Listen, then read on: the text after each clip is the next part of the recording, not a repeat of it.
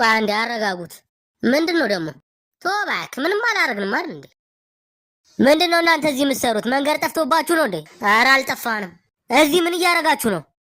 ማለት እዚህ ነው የምንሰራው? እዚህ ነው የምትሰሩት? አይመስልም።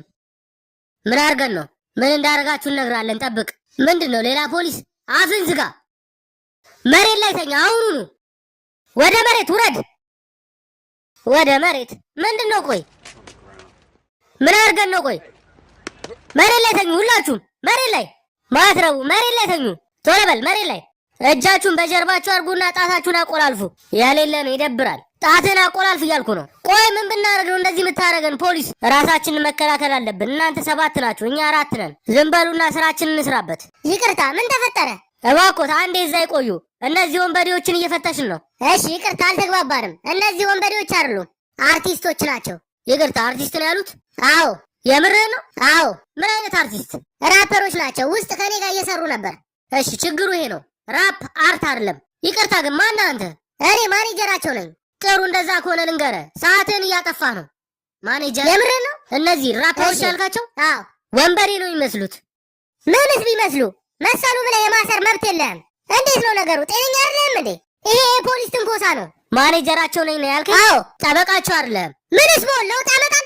ወደዚህ ዝም ብለህ መተህ እነዚህ ሰዎችን ማሰር አችልም። ጥቁር ስለሆኑ ነው አይደለም? ይበቃል። ወደኋላ። ጥሩ፣ እነሱን አስነሳቸው። ተነሱ። ማን ስለሆንክ ነው አንተ ተነሱ የምትለው? ይኸው እኔ ወደኋላ ተመልሻለሁ። ማን እንደሆንኩ አላወቃችሁም። ለዛ ነው ከንቲባው ጋር ነው የምደውለው። ወደኋላ ሁኑ ብያለሁ።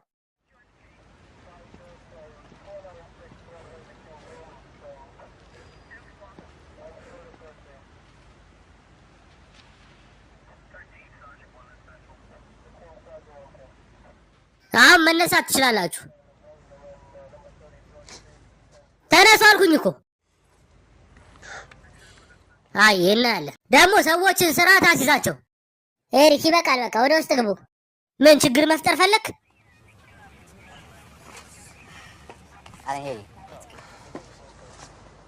ምንም አይፈጠርም፣ ችግር የለም።